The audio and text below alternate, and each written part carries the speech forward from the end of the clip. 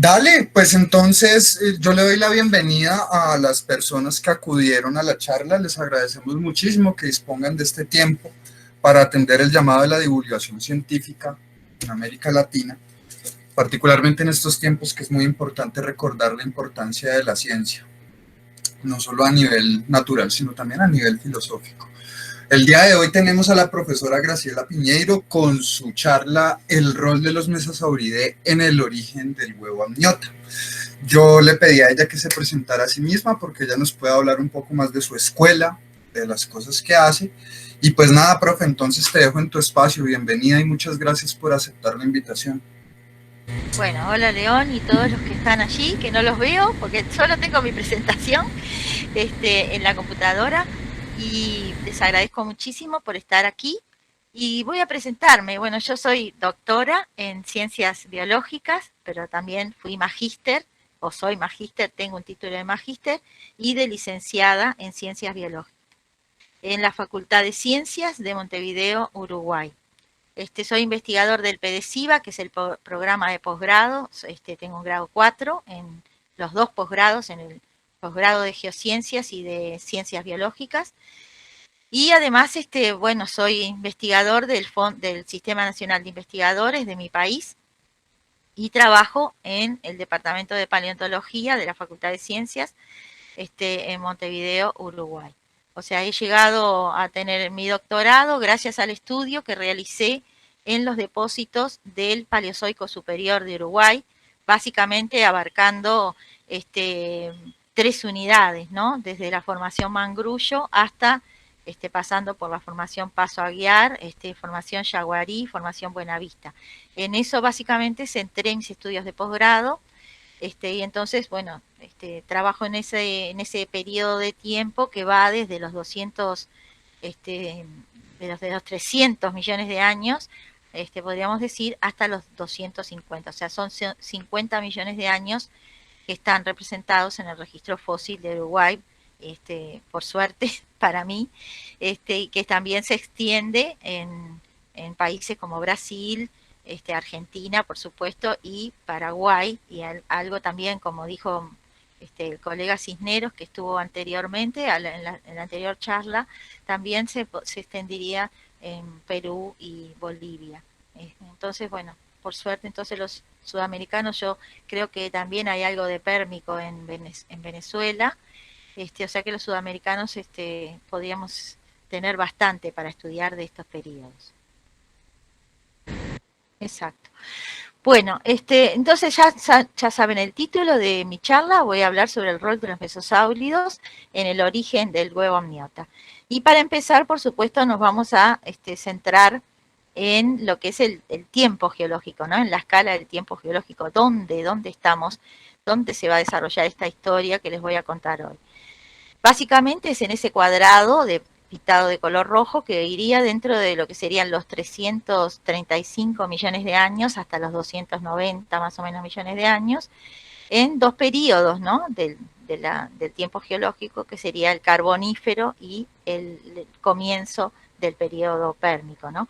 Dos periodos donde se da vamos a decir, un evento muy importante que es el origen de los amniotas, ¿no? El surgimiento de los amniotas o de los primeros reptiles, donde los mesosaurios estarían involucrados de acuerdo, al menos en mi concepto, después de haberlos estudiado por más de 28 años. ¿Cuáles son los temas que vamos a desarrollar? Bueno, básicamente tres temas. Primero, el registro fósil de los primeros amniotas y la problemática que existiría alrededor de esos registros. Las características osteológicas que nos permiten diferenciar, por ejemplo, en el registro fósil, un amniota de un no amniota, ¿no? Porque como ustedes saben, no siempre tenemos la suerte de encontrar tejidos blandos, ¿no? En general, los paleontólogos nos basamos en el registro de los huesos. Y luego, entonces, para finalizar, vamos a hablar sobre los mesosaurios, por supuesto. Vamos a ver las principales líneas de conocimiento que se obtuvieron incluso mucha nueva información en los últimos años y en el rol que estos reptiles tuvieron en la evolución justamente del huevo amniota. Entonces, la historia de los amniotas aparentemente podría haber empezado en una localidad de Canadá, del este de Canadá, que la vemos acá marcada en rojo, que se llama Nova Scotia. Esa localidad en el momento, o sea, que tiene una edad de carbonífero superior, en ese momento del carbonífero, del periodo carbonífero, estaba en esta posición, donde está la estrella roja, en una configuración continental bastante diferente de la actual, porque estábamos en una configuración donde los continentes estaban todos unidos, conformando una Pangea. Los hallazgos, los primeros hallazgos que se hicieron por parte de Dawson y Lyell en 1852, son los que se muestran aquí, y entonces tenemos estos primeros registros, que serían los más antiguos de reptiles conocidos, embebidos en troncos fosilizados. Es una característica bastante particular del registro fósil de los amniotas. De acuerdo a lo que vemos aquí, este sería el holotipo de Hylonomus lyelli, que sería la especie más antigua de amniotas o de reptiles. Son formas pequeñas, diríamos, ¿no? Fíjense que más o menos se infiere, porque los fósiles, este fósil está completamente desarticulado, se infiere más o menos un tamaño dentro de lo que sería los 30 centímetros de largo, incluyendo la cola. O sea que Hylonomus lyelli es un fósil, desde el punto de vista de su preservación, bastante problemático de interpretar. Ahora vamos a ver cómo fue interpretado por autores posteriores a Dawson y a Lyell, que fueron los que primero recorrieron estos acantilados en el este de Canadá. Como ven, son depósitos de calizas, en general de sedimentos finos, calizas mezcladas con algunos depósitos de esquistosos o de pelitas, muy parecido a lo que nosotros tenemos acostumbrado a ver en esos periodos del Carbonífero y del Pérmico, en los periodos esos transicionales entre los dos periodos.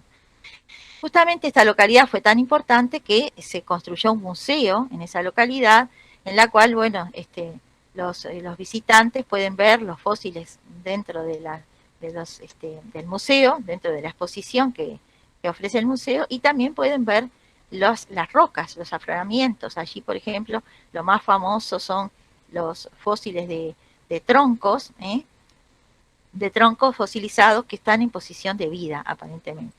Entonces, bueno, es muy frecuente que chicos en edad escolar o liceal frecuenten esas muestras que hay en ese museo, justamente ubicado dentro de la localidad de Jogging, ¿no? También para preservar esta localidad, que es muy importante desde el punto de vista evolutivo, porque contiene los restos de los primeros amniotas. Incluso, bueno, en la entrada hay un cartel que le ofrece al visitante más o menos una información de lo que va a ver. Dentro de lo que son los fósiles estrella, tendríamos entonces los troncos fosilizados, en este caso el epidodendro, que es la especie dominante, podríamos decir, ahí en Joggins, que sería entonces parte de una flora de árboles llamados, de una flora llamada de los licópsidos. Los licópsidos entonces son árboles, es una flora muy importante en periodo carbonífero a la transición hacia el Pérmico más temprano. Y aquí entonces tenemos más o menos lo que habría dentro de lo que sería el ecosistema de la selva tropical, representado en Joggins. Tendríamos estos reptiles y anfibios primitivos, además de una fauna de artrópodos, ¿no? Con los miriápodos, como bastante representados, incluso algunas formas muy grandes, pero también hay insectos, hay moluscos, y también los organismos que vivían en el agua, ¿no?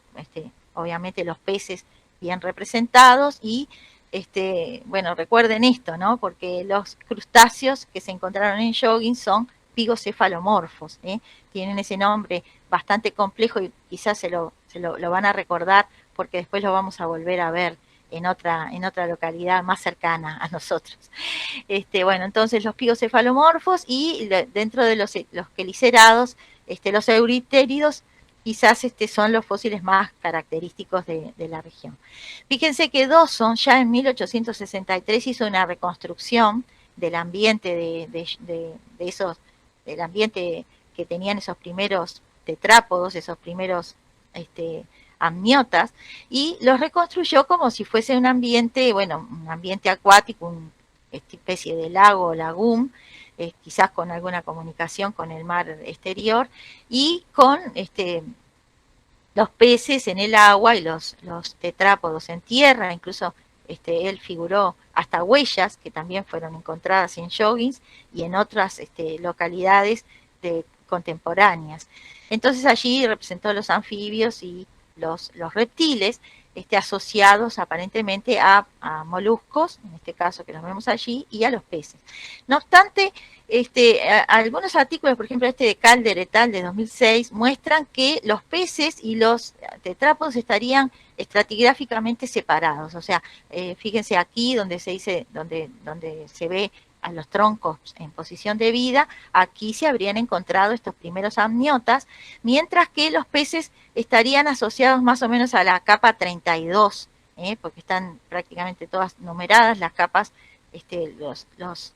los acantilados tienen kilómetros, ¿no? Son distintos, distintas secciones litoestratigráficas de rocas diferentes que se ven ahí en Joggins.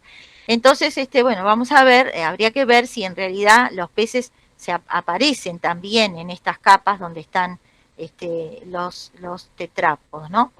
Por la información que yo tengo, aparentemente estarían separados.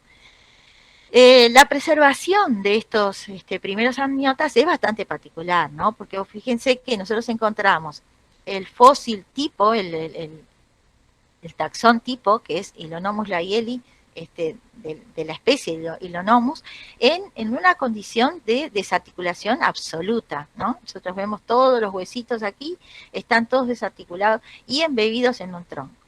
¿Cuál fue la explicación que se ofreció para este tipo de preservación? Bueno, fue que en realidad los troncos que se ven en posición de vida habrían generado, se habrían pasado por un periodo de putrefacción, por supuesto, y entonces habrían generado hoyos, huecos en el terreno, donde los animalitos estos habrían caído, quizás por accidente, o quizás que habrían tenido sus madrigueras en estos árboles y alguna circunstancia de inundación o por agua o algún evento catastrófico los habría cubierto y entonces se habrían preservado dentro de estos hoyos que dejaron los árboles.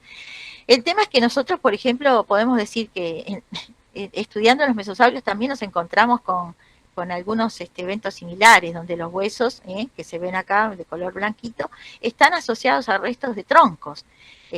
Obviamente que la interpretación que nosotros hacemos con este hallazgo de los mesosaurios asociados a troncos es bastante diferente, porque los huesos están todos desarticulados y nosotros acá no podemos saber si está representado un individuo o más de un individuo.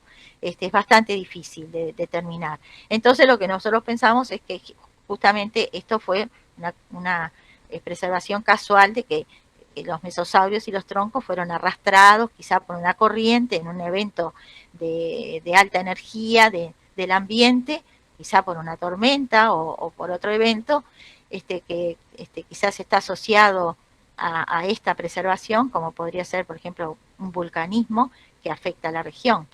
Entonces, la interpretación es bien diferente. Y podríamos decir que quizás aquí ocurrió lo mismo, pero no, yo creo que sí que es posible que la interpretación que da, por ejemplo, Dobson y otros autores posteriores, porque los troncos están en posición de vida. En Mangrullo no encontramos troncos en posición de vida y por lo tanto, entonces podemos hacer una interpretación diferente.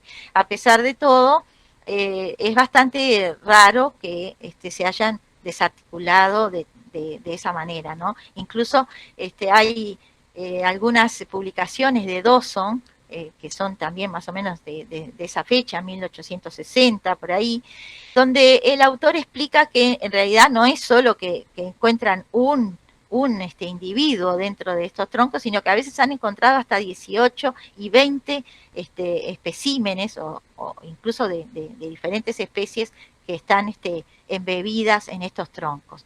Que cayeron por casualidad o que cómo llegaron ahí sigue siendo un poco, por lo menos para mí, algo que no se ha podido resolver de manera, de una buena, por lo menos de llegar a tener una hipótesis definitiva.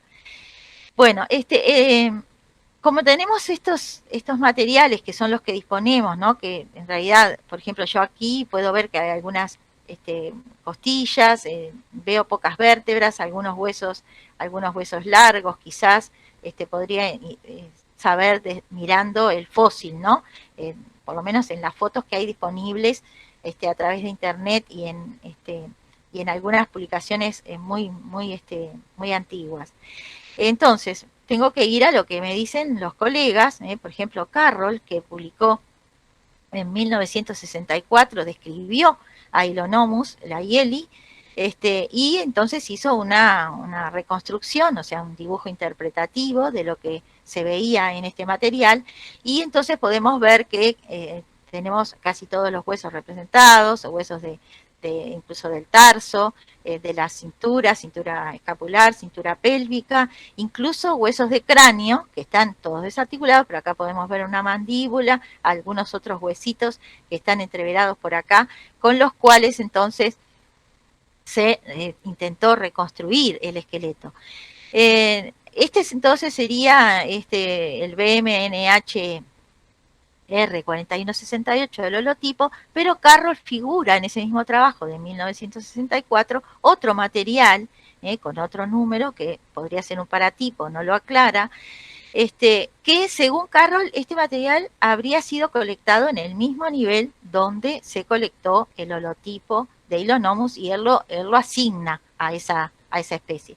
En este material es interesante porque es un material mucho más articulado, donde nos brinda una mayor información, sobre todo donde vemos un tarso aquí preservado que estaría indicando justamente un tarso de características reptilianas para Ilonomus, y vemos que incluso los huesos, por ejemplo en este caso el húmero y el fémur, estarían más proporcionados al tamaño de las vértebras, algo que acá no queda muy claro, ¿no? En este otro que es el holotipo. Bueno, la reconstrucción del cráneo, como les digo, se hizo a través de materiales desarticulados. Carroll entonces interpretó, por ejemplo, que este era el yugal, que era un yugal que entonces no permitía la delimitación de ningún tipo de abertura en el cráneo, y por lo tanto entonces él reconstruyó a Ilonomus como un anápsido, o sea, un animal, un reptil que no tenía fenestración en la zona temporal del cráneo. Luego, Carroll describió otro taxón, que le llamó Paleotidis acadiana, en 1969, es un trabajo posterior al de 1964, y este espécimen es un espécimen mucho más completo, incluso el cráneo está bastante articulado y bastante completo, y también se encontró este material en los depósitos de Nueva Escocia, o sea que podría ser contemporáneo de Ilonomus. No obstante, en la descripción de Paleotidis, Carroll no menciona a Ilonomus ni proporciona detalles de la posición estratigráfica relativa. Posteriormente se supo que Paleotidis podía ser incluso un poco más moderno que Ilonomus, pero son datos que no tienen tampoco una documentación bastante fidedigna. Bueno, por supuesto que el Paleotidis es un reptil, ¿no? Es una amniota por la configuración del cráneo y, del tarso, y también por la configuración del cráneo. Esa reconstrucción del cráneo entonces se fue hecha en base a elementos articulados y quizás es un poco más cercana a la realidad. Entonces, a pesar de no haberse encontrado evidencias de reproducción, o sea, nosotros decimos, bueno, son los amniotas más antiguos los que están en Joggins, pero no sabemos cómo se reproducían, porque lo que tenemos es lo que les mostré, y alguna otra cosa muy poco en lo que serían los antecedentes, ¿no? Para estos hallazgos tan importantes en la evolución de de los reptiles, de los amniotas. Entonces, ¿cómo podemos nosotros saber que los materiales de Joyce no son anfibios, o sea, son ya, se pueden ser considerados reptiles verdaderos? Entonces, vamos a ver cómo lo logramos. Entonces, tenemos que recurrir en paleontología a determinados accidentes o innovaciones que se producen cuando se produce un cambio o una sucesión quizás de grupos, ¿no? De un grupo determinado que se convierte o que evoluciona hacia otro grupo. Entonces, por ejemplo, en la evolución de los amniotas, nosotros tenemos, por ejemplo, la aparición de huesos nuevos, como el supraoccipital, en la parte occipital del cráneo, que está marcado acá de color verde.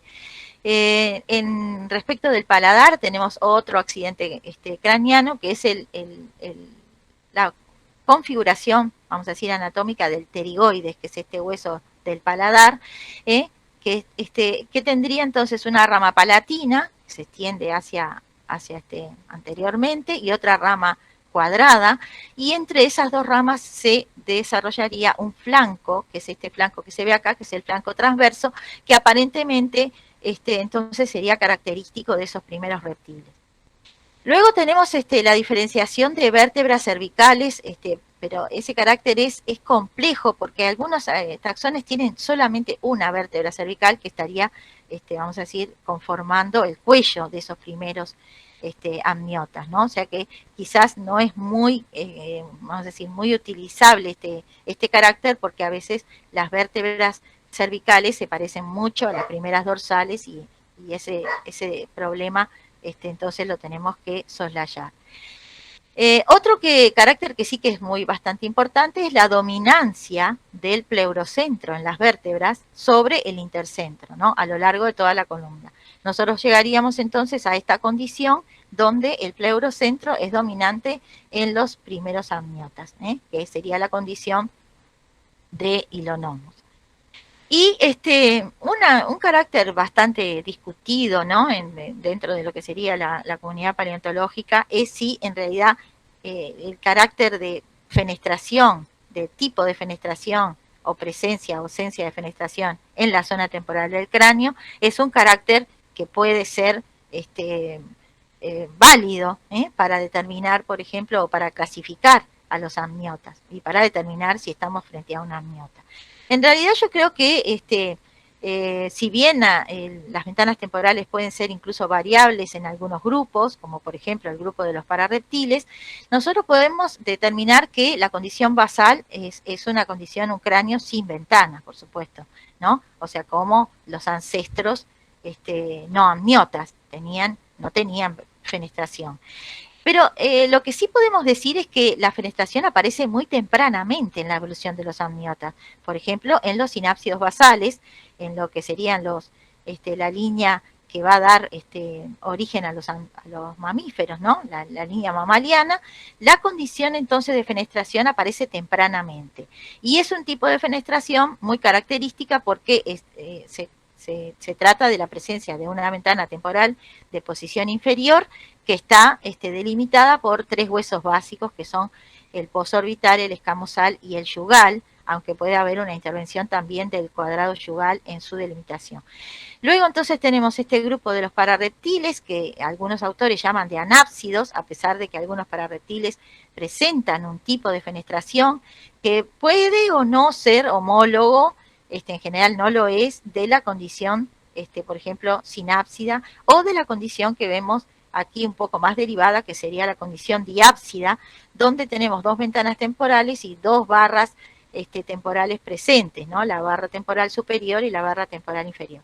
Después tenemos algunas modificaciones respecto a la desaparición de las barras temporales y de la desaparición de las fenestras y de la presencia de, por ejemplo, emarginaciones, marginación ventral o marginación posterior en el cráneo, que algunos autores consideran que podría ser homóloga de la ventana temporal. Quiere decir que la ventana temporal es un carácter que se utiliza normalmente en la descripción y en el establecimiento de relaciones de parentesco o filogenéticas entre los grupos. Por lo tanto, es un carácter que debe ser mencionado.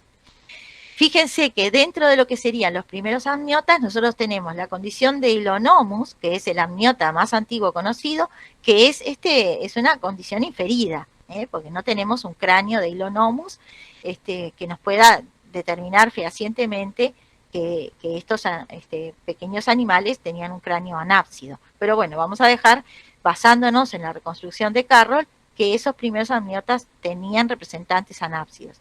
Pero también tenían representantes sinápsidos. Por ejemplo, los pericosaurios tenían esta ventana de tipo inferior y recientemente los mesosaurios, que fueron considerados incluso en la década de los 40 por von Huene también como poseyendo una ventana temporal de tipo sinápsida, la cual fue prácticamente negada por investigadores posteriores, hasta que, bueno, nosotros hemos descubierto, que ahora les voy a mostrar algunas evidencias que apoyarían entonces la hipótesis de von Huene en 1940, como los mesosaurios entonces poseyendo una ventana temporal, y entonces tenemos representados animales con fenestración muy tempranamente, y en este caso los diápsidos también, aunque Petrolacosaurus, que es el diápsido más antiguo, sea considerado como registrado en depósitos del Pérmico ya, no carbonífero, sino del Pérmico más temprano.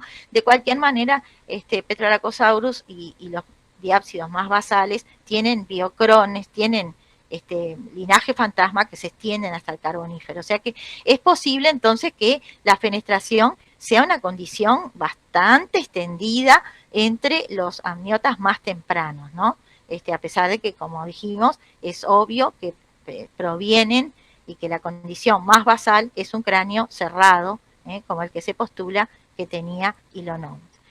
¿Qué dicen las hipótesis filogenéticas? Bueno, en este caso yo traje el clásico árbol de Laurin y Rice, es clásico y es vigente. Fíjense que este árbol es hasta ahora de los más citados, tiene muchas citations, y que además resume un poco lo que muchos otros árboles también sugieren, que es, por ejemplo, la separación basal de los amniotas en los sinápsidos y saurópsidos, en esas dos líneas. Y también la de los reptiles en pararreptiles y eureptiles. Quiere decir que este árbol, a pesar de su antigüedad y que tenemos nuevas propuestas, básicamente conserva, ¿no?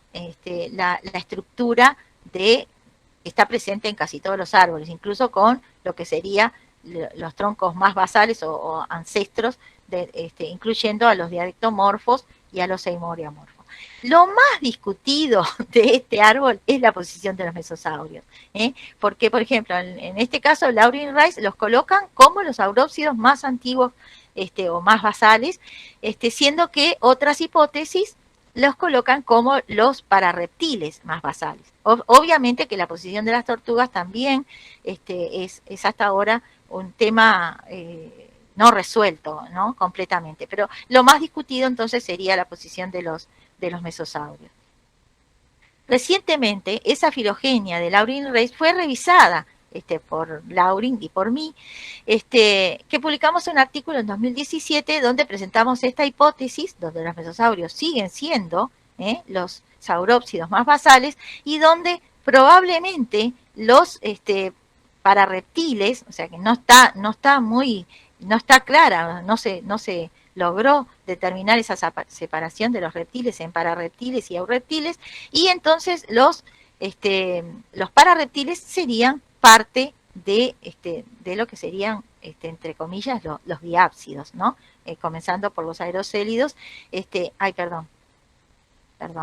y con los captorrínidos siendo el tronco basal o el grupo basal a este gran clado de los diápsidos. Incluso las tortugas serían, para esta hipótesis de Laurin y Peñeiro, diápsidos bastante modificados, ¿no? Una hipótesis que ya había sido planteada por trabajos anteriores.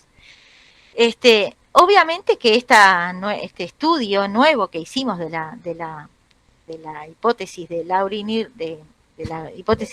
Rice de 1995 fue muy rápidamente revocado, no, pero respondido, esa es la palabra. Entonces, por ejemplo, McDougall et al. Presentan un trabajo donde discuten o incluso hay cierto criticismo en la hipótesis de Laurin a la hipótesis de Laurin y Piñeiro, y ellos entonces reivindican la posición de los mesosaurios como los pararreptiles más basales, ¿no? Aquí, asociados al clado de los pararreptiles. No obstante, este árbol, nosotros enseguida con Michel Laurin vimos que tenía algunas inconsistencias. Por ejemplo, la presencia de algunos grupos como los baranópidos, que siempre estuvieron dentro de pelicosauria o de sinápsidos basales, como parafiléticos. O sea que esto sería una cosa, un resultado que no fue incluso discutido por los autores y que sería un resultado interesante, ¿no? Para ver si esto en realidad tiene un soporte más adelante, ¿no? Con adición de otros caracteres o de otros taxones. Y después otro carácter que también fue problemático fue la posición de Procolophon dentro de los pararreptiles como un taxón bastante basal y más derivado de Oweneta y Barasaurus, siendo que estos dos taxones en general conforman los procolofónidos más basales en otras hipótesis anteriores. Por lo tanto, entonces, nosotros hicimos una respuesta a esa filogenia de McDougall et al. De 2018, pero duró poco porque en realidad ahora Ford y Benson publican un nuevo artículo donde reivindican la topología de McDougall et al. Y entonces proponen que los baranópidos en realidad son diápsidos y no sinápsidos. De hecho, los baranópidos siempre fueron un poco confundidos, ¿no? Restos de baranópidos fueron publicados como siendo diápsidos y diápsidos fueron publicados como siendo baranópidos. Después esos pequeños errores fueron corregidos, pero es obvio que hay una confluencia o hay en la anatomía, ¿no? O sea, hay una similitud muy importante en la anatomía, como siendo justamente, ¿no? Taxones que son taxones o grupos muy basales dentro de Amniota o dentro de Saurópsida, que por supuesto comparten caracteres que estarían presentes en el ancestro de esos grupos, ¿no? Que podrían ser los mesosaurios, vamos a verlo. Bueno, como les decía entonces, la posición de los mesosaurios es la más discutida, pero no tanto la posición de los ancestros de los amniotas, ¿no? De esos grupos que forman el tronco basal o el stem, el llamado stem de amniota, como por ejemplo los diadectomorfos y los eimouriomorfos. Fíjense que el tamaño de estos animales y la robustez que presentan en sus esqueletos es bastante contradictoria, ¿no? Con lo que se supone que eran esos primeros amniotas de Joggins, que eran formas muy pequeñas y formas muy gráciles. Entonces, quizás algunos autores, teniendo en cuenta que hay una gran diferencia entre Ilonomus, por ejemplo, y Diadectes, que sería que está representado aquí, empezaron a estudiar un poco mejor a los diadectomorfos y encontraron que en realidad Diadectes presenta bastantes caracteres o una serie de caracteres que los posicionarían como amniotas y no como parte del stem amniota. Fíjense, por ejemplo, los arcos neurales expandidos es un carácter primitivo dentro de amniota, pero que está presente en muchos pararreptiles, incluso está presente en los mesosaurios.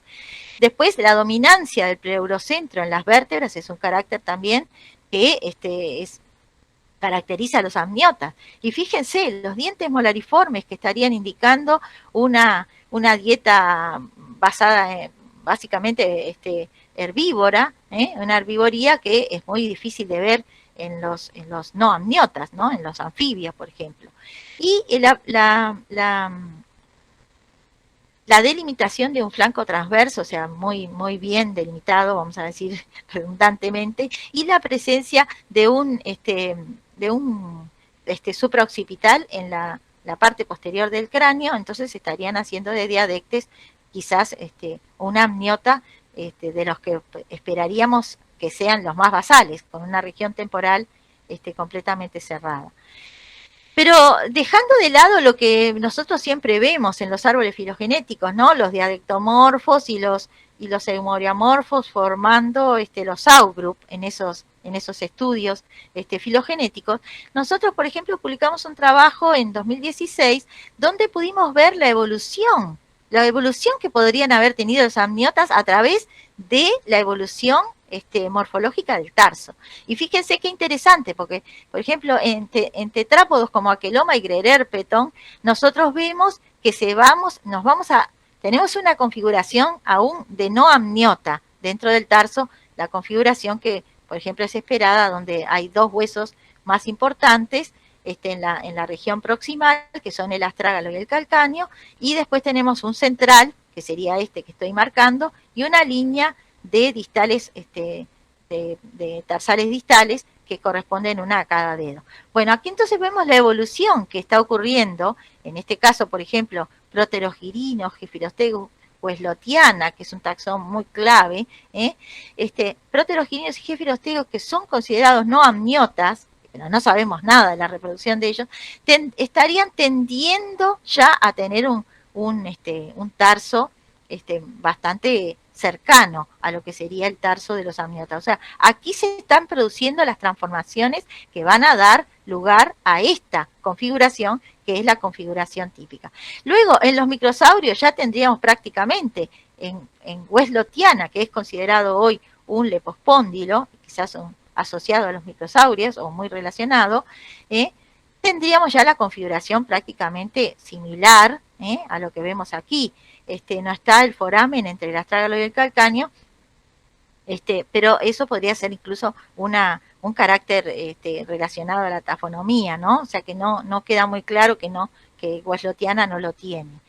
Entonces, lo que vemos entonces es esa evolución, y por lo tanto, entonces, quizás antes de utilizar a los diadectomorfos y a los eumoriamorfos, tendríamos que utilizar todos estos grupos en los árboles para ver entonces cómo se relacionan, porque nosotros no sabemos fehacientemente qué tipo de reproducción tenían estos taxones primitivos que fueron a dar origen justamente a los primeros amniotas.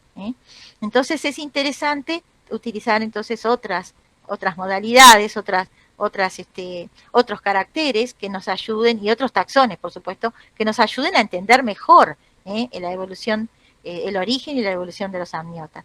Fíjense que, ¿qué pasó con weslotiana? Weslotiana, vuelvo un poquito para atrás. Weslotiana tiene un tarso prácticamente amniota, e incluso su historia nos dice que en 1989 este taxón fue descrito por Smithson como el amniota más antiguo del mundo. Fue publicado en una revista importante, y este taxón, que proviene de las calizas de Skipton en Escocia, que incluso esas calizas son consideradas aún más antiguas que los depósitos de Joggins, están consideradas de edad carbonífera inferior a medio, aunque obvio que todo es discutible, porque fíjense que esa edad está otorgada por las asociaciones de plantíferas, y que básicamente son similares los taxones que se encuentran en Erskington a los que se encuentran en Joggins, y a las que también se encuentran en los depósitos de Mangrullo, les puse yo, de la formación Mangrullo, que es la portadora de los fósiles de mesosaurios.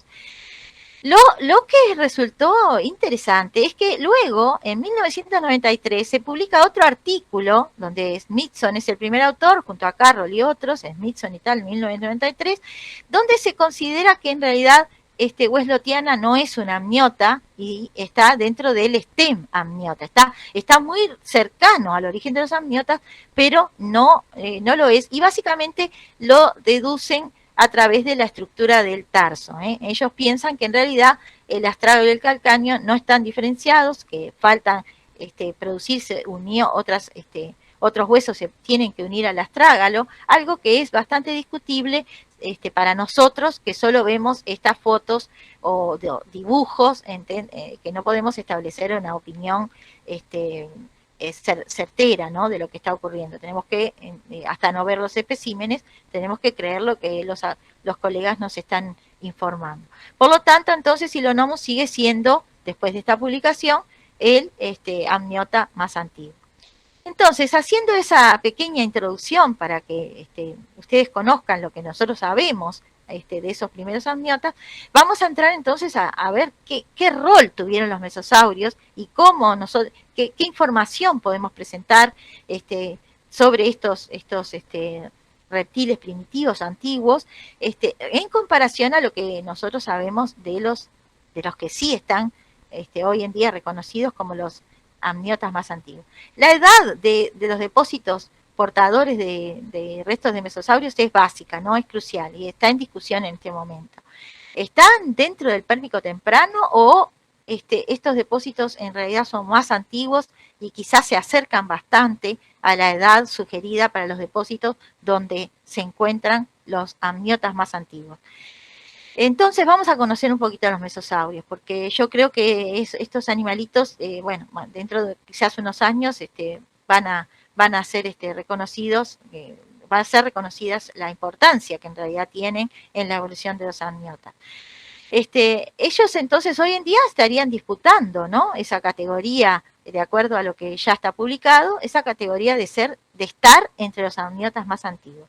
Aquí tenemos una reconstrucción hecha por Amin Khalesparaz, un amigo de Irán que me hizo esta reconstrucción para mí, donde se muestra lo que normalmente vemos en los fósiles, que es la asociación de adultos y juveniles, y después vamos a ver qué importancia tiene esta asociación. Y asociados también a restos de pigocefalomorfos. ¿Se acuerdan de ese nombre? Los mismos pigocefalomorfos que se encuentran en Joggins. O sea que también están aquí en Mangrullo, son muy parecidos a los taxones dentro de Pigocephalus, como Pigocephalus y Notocaris, y bueno, todos esos taxones que, si bien algunos están asociados al Pérmico, otros muchos están asociados a depósitos de edad carbonífera. Incluso acá yo les presento a los mesosaurios, son esqueletos que yo los puse en un orden ontogenético. Este sería un juvenil bastante pequeño, fíjense que el tarso no está formado aún. Este sería otro juvenil también, pero un poquito más mayor que este otro anterior. Y aquí tendríamos un espécimen que podríamos considerar adulto con el tarso bien formado. Fíjense que estos reptiles que tienen una forma bastante característica, el cráneo bastante alargado, con dientes muy delgados y un poco recurvados en la punta, con colas muy importantes, la cola es más larga que el resto del cuerpo. Son considerados, inclusive fueron considerados como reptiles bastante evolucionados, ¿no?, por estos caracteres de los dientes, por el largo del cráneo. No obstante, muchos caracteres que tienen los mesosaurios podrían ser mucho más primitivos de lo que nos imaginamos. Y fíjense que los hábitos de los mesosaurios, que son considerados como los primeros reptiles que colonizan, que vuelven al medio acuático, siempre y cuando nosotros consideremos que los primeros amniotas fueron terrestres, como los que se proponen para Joggins, o sea, los mesosaurios estarían contrastando con eso y podrían haber sido derivados de estas formas terrestres de Joggins, y entonces ellos habrían conquistado el medio acuático posteriormente. Pero hay una hipótesis que plantea Romer, que incluso está relacionada con el origen del huevo amniota y en la cual los mesosaurios tendrían mucho que decir, que plantea que en realidad los primeros amniotas no salieron nunca del agua y que la estrategia amniota en realidad se desarrolló en el agua, en animales que todavía no habían salido del agua, que todavía dependían del agua, incluso no para la reproducción, sino para alimentarse. Entonces es interesante destacar vamos a decir, carácter que parece controversial, pero no lo es. Nosotros incluso publicamos recientemente un trabajo, Núñez de Marco et al. 2018 y 2019, dos trabajos que plantean que en realidad los mesosaurios tienen adaptaciones al medio acuático, pero tienen muchas otras que podrían sugerirlos como animales anfibios o semiacuáticos, o sea que podían tener la capacidad de salir del agua, incluso para poner los huevos. Obviamente la distribución geográfica, como ya se ha mencionado varias veces, es una distribución acotada, ¿no? Que abarca parte de América del Sur y de África, en ese momento de la Pangea, y que sería una distribución importante, un argumento importante para la teoría de la deriva continental. ¿Por qué? Porque los mesosaurios no habrían sido capaces, justamente por esa estructura de que no es tan adaptada al medio acuático, de atravesar un océano Atlántico. Entonces, el océano Atlántico no existía. Y quizás cuando yo voy al norte de Uruguay y miro hacia Brasil o miro hacia el océano Atlántico, podría ver, en aquel momento de la Pangea, podría ver la costa africana, ¿no? Entonces, este lago, este gran cuerpo de agua que se formó debido a una deglaciación, después de la glaciación del Carbonífero superior, en ese momento entonces se forma este cuerpo de agua que después se va a hacer más restricto, se va a perder esta comunicación con el océano, con el mar exterior, y entonces se va a conformar en un cuerpo restricto y quizás con aguas más saladas, dentro de lo que sería un periodo de cambio climático hacia un clima más seco y árido, que después lo vamos a ver. Ellos podrían ser buenos fósiles guía del Pérmico inferior o quizás dentro de unos años dentro de un tiempo del límite permocarbonífero. Se reconocen tres géneros monoespecíficos: Mesosaurus tenuidem, Stereosternum tumidum y Basilosaurus sanpaulensis, donde Mesosaurus tendría un cuello más corto y un cráneo más largo, más grande; Stereosternum un cuello y un cráneo proporcionados, y Basilosaurus tendría un cuello más largo y un cráneo más corto. Estudios que nosotros estamos realizando en este momento y que estamos pronto ya casi para submitir, podrían cambiar un poco la taxonomía. Bueno, esto sería un poco una reconstrucción de Roman Yevseyev. Para mí es la reconstrucción más fidedigna de lo que podría haber sido un mesosaurio después de haberlos estudiado durante tantos años, ¿no? Esto sería entonces en el ambiente acuático. Aquí estarían los pigocefalomorfos, que eran el alimento preferido de los mesosaurios, y esta sería una reconstrucción que nosotros presentamos recientemente en esos aportes que hicimos sobre los hábitos de los mesosaurios, donde entonces mostramos que los mesosaurios podrían ser capaces de salir, de estar en tierra, de hacer incursiones en tierra, y donde mostramos entonces un poco lo que sería el ecosistema, ¿no? Un ecosistema quizás con ciertas presiones ambientales, porque encontramos varios niveles de bentonitas que estarían sugiriendo que ceniza volcánica alcanzaba la cuenca en ciertos periodos y que entonces generaba cierto estrés a la biota que vivía en este ecosistema, que era bastante particular. Entonces vamos a ver cuáles fueron las contribuciones de los mesosaurios que yo encontré en Uruguay, en la formación Mangrullo, que sería considerado como un Conserva-Lagerstätt, que es el más antiguo de América del Sur, por la preservación no solamente de partes esqueletales, sino de elementos que conforman el grupo de las partes blandas de los organismos, que son muy poco frecuentes encontradas en el registro fósil, ¿no? Porque, o sea, tienen bajo potencial de preservación.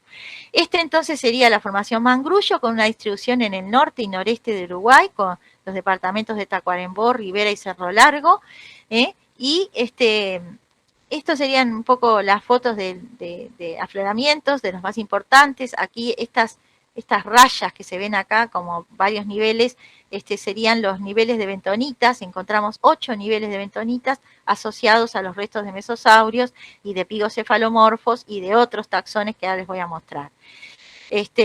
Mi perra Lemka, que siempre me acompañó, en ciertas periodos de campaña. Le agradezco mucho también a mi perrita. Aquí tenemos un afloramiento que es muy importante, este afloramiento para el estudio de los mesosaurios, que está protegido porque está dentro de un campo privado, es el afloramiento del Barón, donde nosotros tenemos, por ejemplo, la conjunción de la totalidad son 18 metros de afloramiento, donde tenemos los depósitos más basales de la formación Mangrullo, luego un ciclo de calizas, de roca caliza, que se estaría indicando un ambiente más somero, con ripple marks y fósiles de insectos, los encontramos más o menos aquí.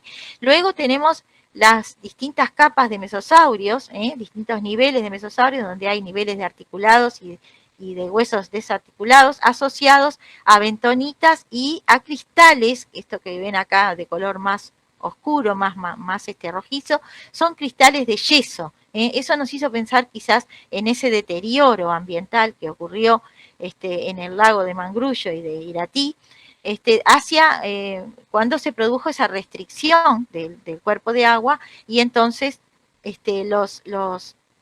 la salinidad aumentó y muchos animales murieron y eso generó abundante materia orgánica que hoy forma parte entonces de esos esquistos bituminosos que bueno, son requeridos para obtener hidrocarburos. En Uruguay son escasos los niveles donde están estos esquistos, pero de cualquier manera, bueno, todavía tenemos entonces esa espada de Damocles hacia los fósiles tan valiosos que hay en esta unidad, en el caso de que se pueda, de que se vaya a permitir su explotación.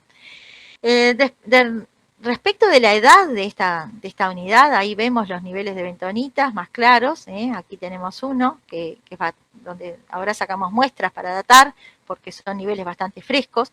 De acuerdo entonces a las dataciones que se tienen de estos niveles en Uruguay y también en Brasil, se obtuvo esta edad para la formación Mangrullo e Iratí dentro del Artiquiano, ¿no? Por Santos et al. No obstante, en una comunicación personal, Rocha Campos me dijo, aunque no lo publicó, que él en realidad había obtenido edades muy dispares para la formación Mangrullo y para la formación Iratí, y que algunas edades le oscilaban dentro de lo que serían los 290 millones de años. Incluso, bueno, allí cuando yo hablé con él, le dije que él tenía razón en esas dataciones y que por favor que las publicara, ¿no? Pero bueno, nunca las publicó. De cualquier manera, nosotros ahora vamos a hacer nuevas dataciones y vamos a hacer estudios de paleomagnetismo que nos ayuden a interpretar desde el punto de vista cronoestratigráfico lo que nos están informando los fósiles. Nosotros hicimos también estudios muy detallados desde el punto de vista estratigráfico, sobre todo en ese afloramiento que les mostré, donde tenemos la secuencia completa de Mangrullo y pudimos ver, por ejemplo, y recuerden lo que les dije para Joggins, que en este periodo donde están, por ejemplo, los mesosaurios, articulados y desarticulados, asociados a restos de crustáceos pigocefalomorfos, de plantas, de alas de insectos, esta asociación no contiene peces. Los peces en la formación Mangrullo se distribuyen en las partes más basales y luego en las partes más cupidales de la unidad. O sea que aquí nosotros cuando empezamos a notar eso de que no encontrábamos peces asociados a los mesosaurios, empezamos a ver que quizás había algo aquí que había impedido que los peces colonizaran este ambiente. Y encontramos entonces las evidencias para mostrar eso, ¿no? Primero, que era un ambiente con mucha cantidad de materia orgánica, anóxico probablemente, con fondos anóxicos, capaces de preservar, fíjense, nervios. Aquí tenemos el nervio trigémino preservado en una mandíbula de un mesosaurio, que en realidad es el nervio. Nosotros hicimos un estudio con microscopio electrónico y vimos que ese nervio estaba fosfatizado, o sea que es el nervio real, no es un relleno de roca, que se preservó en estas rocas de la formación Mangrullo. Luego, bueno, contenidos estomacales, cráneos en una preservación muy, muy importante, pigocefalomorfos en cópula, bueno, insectos, que ahora vamos a ver un poquito más y y la flora, que nos permiten incluso realizar inferencias no solamente paleobiológicas, sino de características anatómicas y para determinar un poquito mejor las relaciones del grupo. Y vimos que entonces la pirámide trófica que había en ese ecosistema era una pirámide a través de los restos, entonces, como les decía, de elementos, como es de fósiles de contenido estomacal y de coprolitos, que los tenemos acá, están muy bien preservados también en Brasil. Nosotros vimos entonces que la pirámide podría haber sido algo así para Mangruya, ¿no? Donde la diversidad era muy baja y la abundancia muy alta. Este tipo de condiciones caracteriza, desde el punto de vista ecológico, ambientes hipersalinos.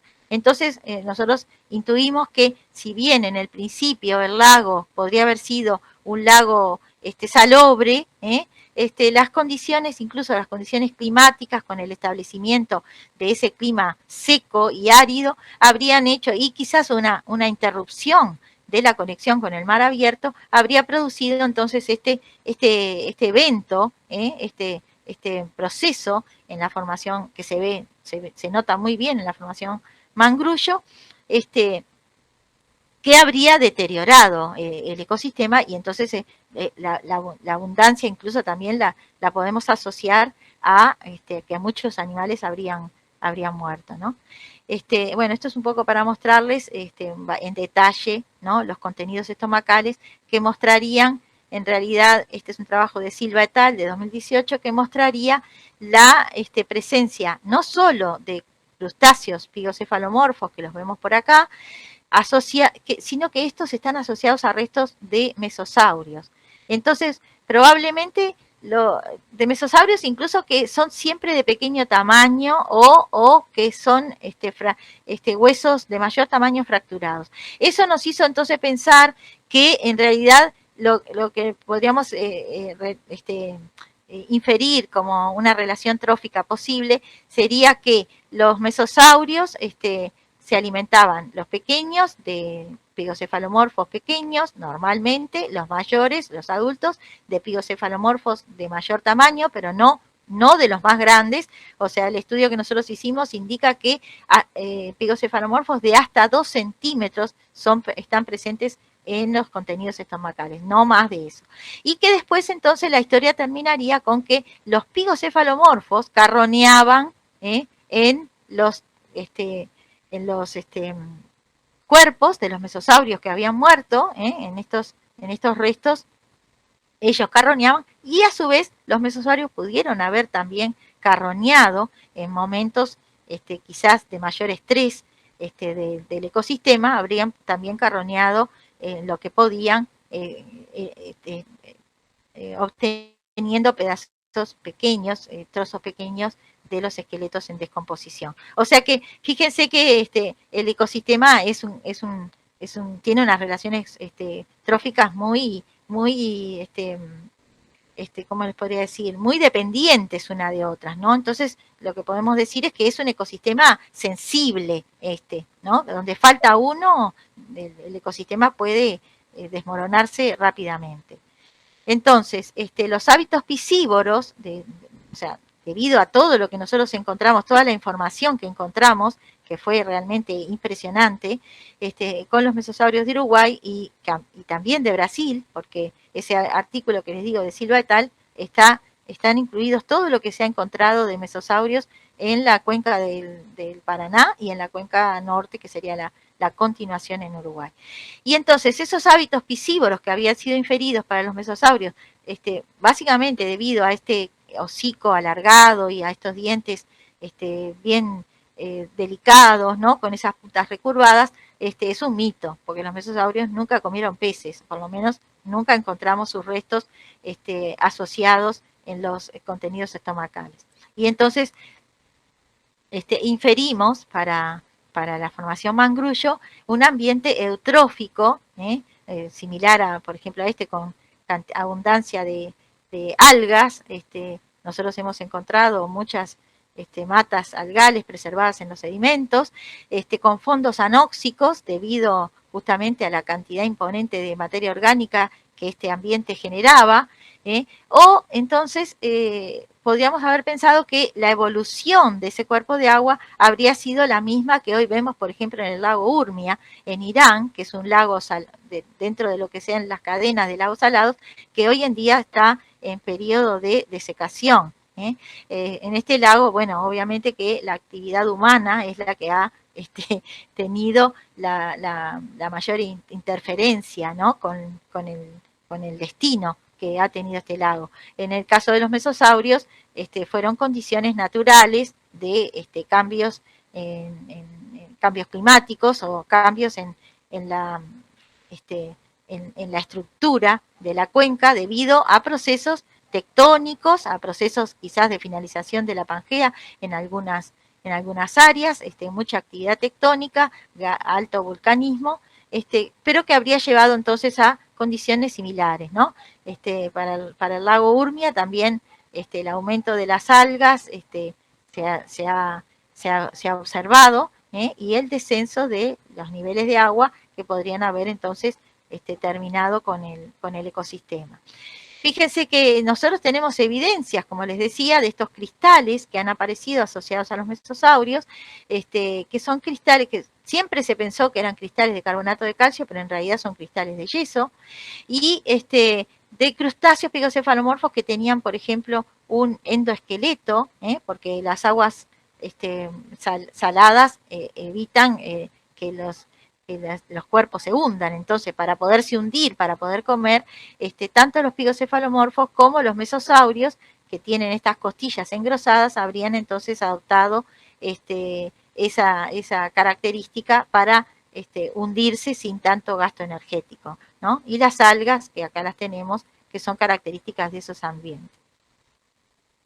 Nosotros también, muy rápidamente les digo que pudimos revivir hipótesis previas, por ejemplo, la hipótesis de Friedrich von Huene, en base a los fósiles que encontramos en Uruguay. Por ejemplo, nosotros, es increíble la historia, ¿no?, de los mesosaurios de Uruguay, porque cuando nosotros empezamos nuestros estudios, la formación Mangrullo era prácticamente afosilífera, casi no se habían encontrado elementos en esa unidad y nadie quería estudiarla, por supuesto. Nosotros empezamos en 1996 y en las primeras salidas ya empezamos a encontrar, bueno, algunos huesos bastante bien preservados, pero huesos aislados, ¿no?, que nos decían poco, porque además nosotros sabíamos muy poco de los mesosaurios. Entonces quizás acá había más información de la que nosotros nos imaginábamos.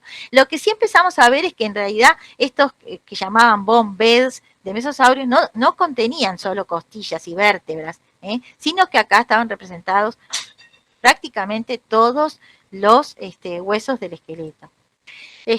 Pero pronto encontramos fósiles increíbles como que es un mesosaurio juvenil entero, que no está completo porque allí había una explotación de estos depósitos, y sobre todo de los depósitos de un sil, de depósitos de roca volcánica que se explotaban para hacer caminería, y entonces las máquinas lo cortaron y lo encontramos así, ¿no? Prácticamente la cola completa, el cráneo bastante bien preservado, se pueden ver los dientes, son individuos juveniles, y bueno, y eso creo que nos llevó a querer continuar. Nosotros sabíamos que los especímenes más completos estaban en Brasil, eso era indudable, lo conocíamos bien a través de la literatura y a través del contacto que yo hice con el profesor Giorgi Ferigolo, que fue mi coorientador, pero en realidad fue la persona que más me hizo amar a estos fósiles, a quien siempre le estaría agradecida. Entonces yo sabía perfectamente que en Uruguay era imposible encontrar estos fósiles. Pero algunos de ellos estaban muy bien preservados y cuando los encontramos nosotros pensamos que podían estar retocados, porque por ejemplo estos fósiles fueron rescatados por la Policía Federal de venderse, de llevarse a los mercados negros donde se venden fósiles. Incluso nosotros veíamos que podrían, si bien el fósil, este mesosaurio podía ser verdadero, es verdadero creo, en realidad la pieza original tenía un solo mesosaurio, pero aquí, por ejemplo, hay 4 mesosaurios. Y acá hay 8 mesosaurios, todos juntos, que la gente siempre piensa que son filiotes, o sea que son juveniles, y en realidad son adultos, son adultos que prácticamente no crecieron. O sea, en los mesosaurios hay de todo y hay que saberlo interpretar. Nosotros inclusive, mira, poníamos atención de que a pesar de que los especímenes estaban súper bien preservados, eran maravillosos, fósiles maravillosos, la estructura del cráneo era difícil de determinar en base a estos especímenes, ¿no? Incluso hasta los mejores preservados nos dejaban dudas sobre todo sobre la estructura de la región temporal del cráneo, ¿no? Nosotros habíamos, obviamente, tenido muy en cuenta los trabajos de von Huene, que hoy en día, por suerte, han sido rescatados y valorados como corresponde. Y empezamos a encontrar entonces los cráneos más completos, con por ejemplo, a diferencia de los especímenes de Brasil, con los huesos todos puestos en su posición anatómica. Acá no había duda de que acá hay una ventana temporal, aquí en este caso otra, y entonces esto nos llevó a que la controversia que existía entre lo que había presentado von Huene o propuesto von Huene en 1941, de que los mesosaurios en realidad tenían una ventana temporal de tipo sinápsida prácticamente perfecta, delimitada por los huesos que tenía que ser delimitada, y lo había colocado como un sinápsido muy primitivo. Y la hipótesis que posteriormente presenta Modesto en 1996, que presenta su tesis, y luego en 1999 y 2006, que publica 2 trabajos sobre el cráneo de los mesosaurios, sobre todo el cráneo de Stereosternum, que fue el que él usó, para decir que en realidad no había ventana temporal y los mesosaurios eran anápsidos. Nosotros, para un poco dilucidar esa controversia, tuvimos la suerte de encontrar los huesos que delimitan la ventana en forma individual. Y entonces, al encontrar un yugal que tenía esta escotadura, pudimos por lo menos inferir de que acá había un agujero.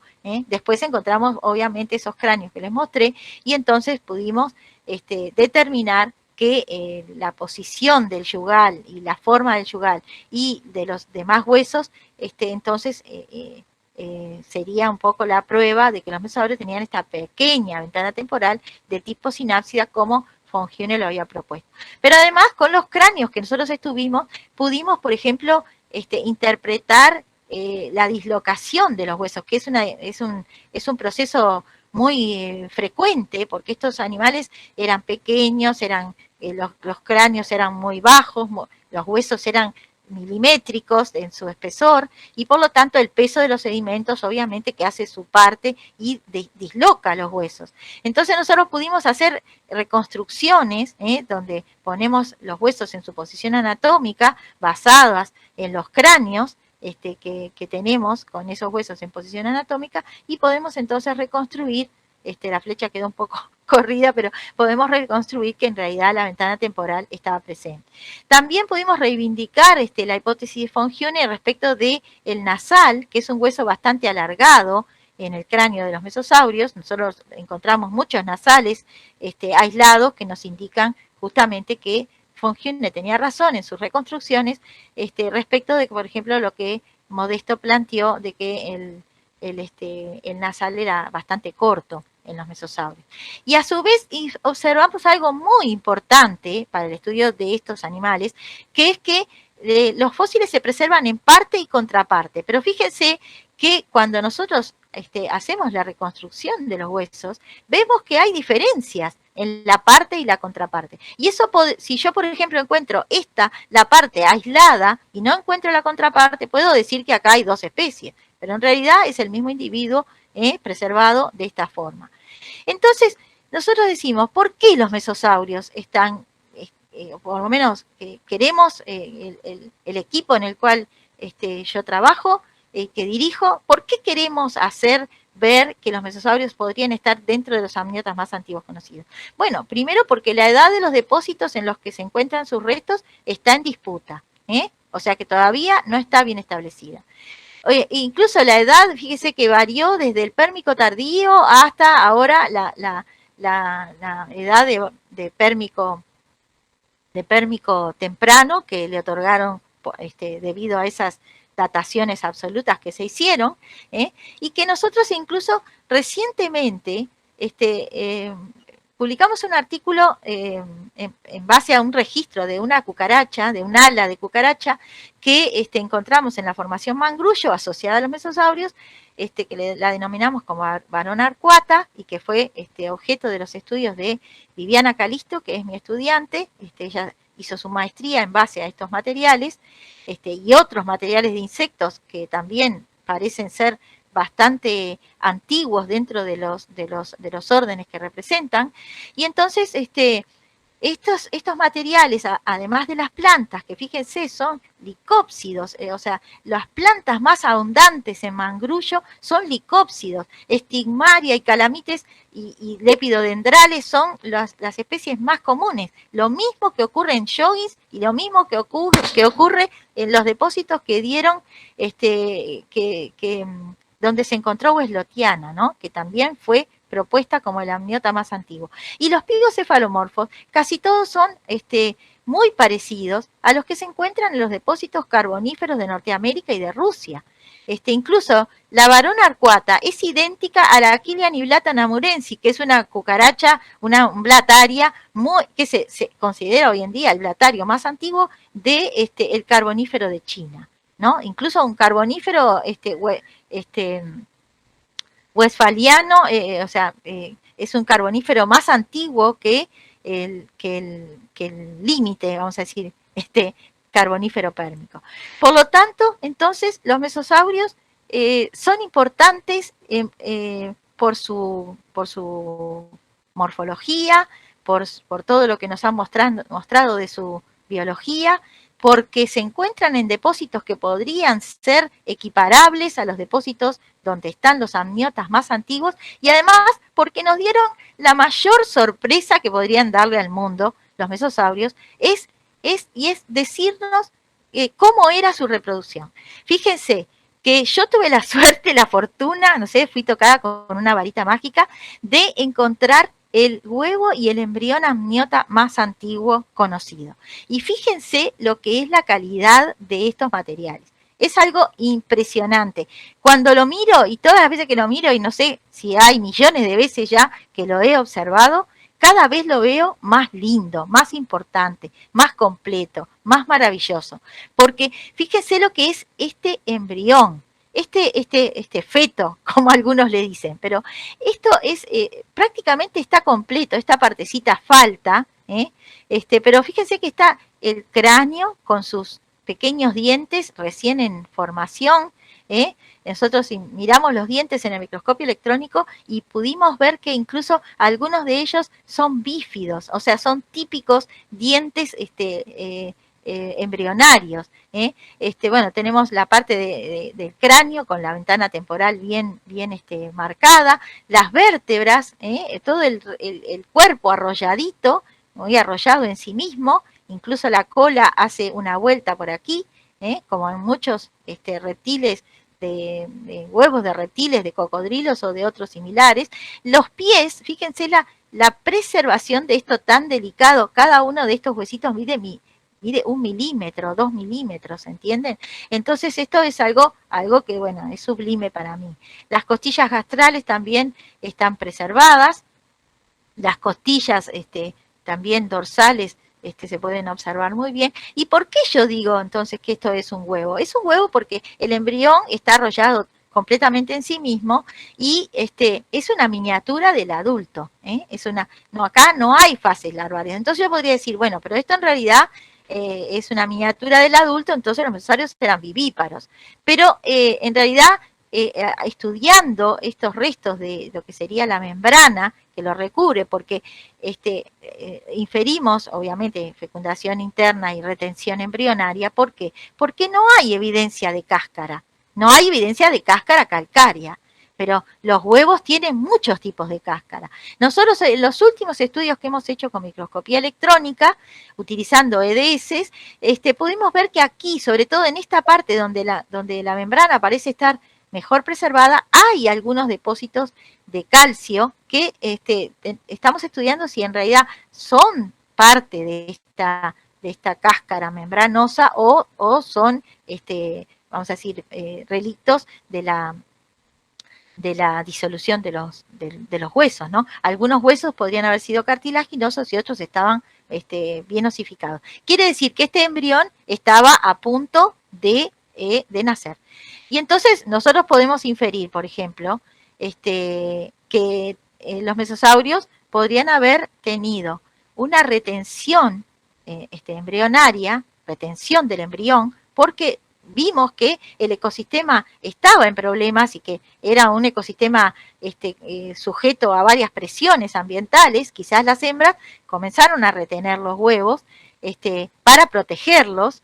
Incluso no tenemos evidencias de que haya habido más de uno o dos embriones en hembras preñadas que habrían entonces tenido esas camadas bien pequeñas, ¿no? De animales grandes. O sea, este embrión representa casi un 10% del tamaño de la madre, ¿no? Promedio. Entonces era reducción de las camadas, aumento del tamaño, retención embrionaria, y entonces con eso los mesosaurios intentaban sobrevivir como especie. Fíjense que el hallazgo fue fantástico porque bueno, allí en ese momento que yo lo encontré me sacaron esa foto para mostrarles que el huevo apareció acá, en un trozo de roca que no medía más que 4,5 centímetros de largo. Entonces, bueno, la meticulosidad quizás fue lo que llevó a este hallazgo bastante inesperado, porque yo en realidad siempre busqué los huevos de los mesosaurios, pero buscaba algo similar a eso, ¿no? Una forma redondeada y con la capacidad de una cáscara para mantenerlo en una forma tridimensional.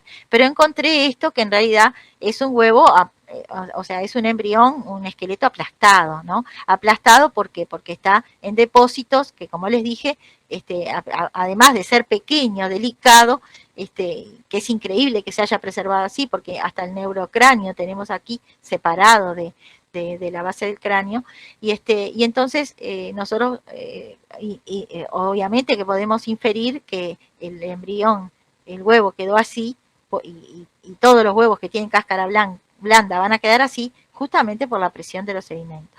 Luego, bueno, lo intentamos reconstruir.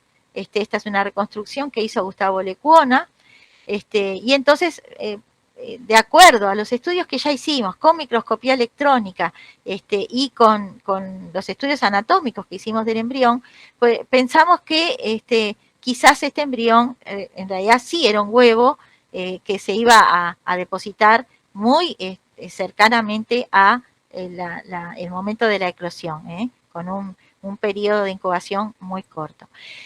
Fíjense que tuvimos la suerte de encontrar un segundo embrión. Y entonces este embrión se encontró dentro de un mesosaurio adulto. Este embrión proviene de Porto Alegre, de la colección de la Fundación Zoobotánica en Porto Alegre, que era un mesosaurio que yo ya lo había observado muchas veces, pero y mi colega Giorgi Frigolo también lo había observado, y mucha gente lo había observado, pero nunca había encontrado lo que yo encontré, pero ya teniendo en la cabeza vamos a decir, la posibilidad de que sí, de que yo tenía que dilucidar si tenían huevos, si ponían huevos o si eran vivíparos. Entonces puse esa atención de ver si en alguno de ellos encontraba la evidencia de una reproducción ovípara o vivípara. Y fíjense lo que encontré. Encontré esto que en el primer momento no lo pude determinar como un embrión.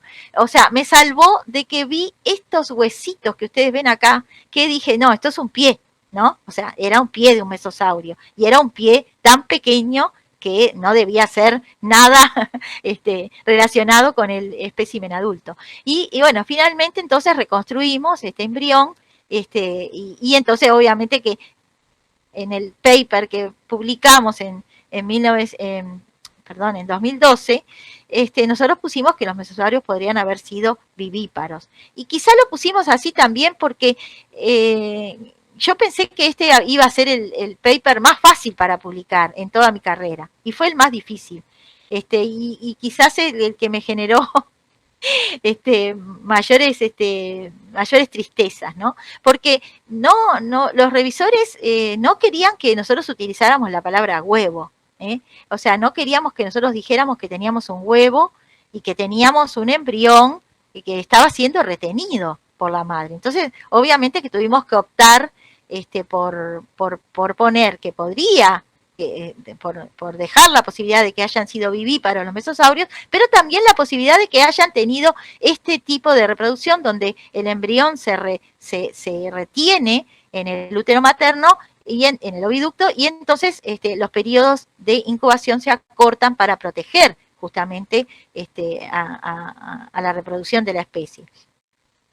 Nosotros incluso en ese trabajo hicimos una calibración de las estrategias que son conocidas a través de los fósiles en determinados taxones. Y vemos entonces que los mesosaurios podrían haber tenido reproducción vivípara, quizás muy tempranamente en la evolución de los amniotas, podrían haber tenido cuidado parental, porque encontramos una asociación de adultos y juveniles muy frecuentemente, pero también tenemos la posibilidad de que haya habido una oviparidad o una ovoviviparidad, que es un término que supuestamente está en desuso, pero que en el caso de los amniotas más antiguos quizás tenemos que reflotarlo, porque no es lo mismo estudiar un amniota más evolucionado, que quizás ya tenía todas las membranas preservadas, que un amniota como los mesosaurios, que podrían estar dentro de los primeros que desarrollaron esta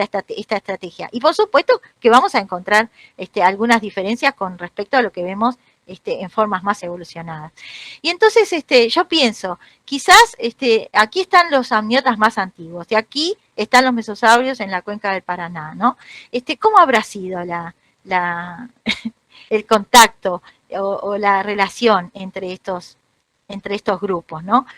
Se postula que aquí había una cadena montañosa que habría impedido la distribución. Pero el problema es que como los mesosaurios son formas acuáticas, entonces eso les habría facilitado un poco la dispersión, quizás desde Jogging hasta la cuenca del Paraná, a través de estos cuerpos de agua, quizás persiguiendo a los pigocefalomorfos, que eran su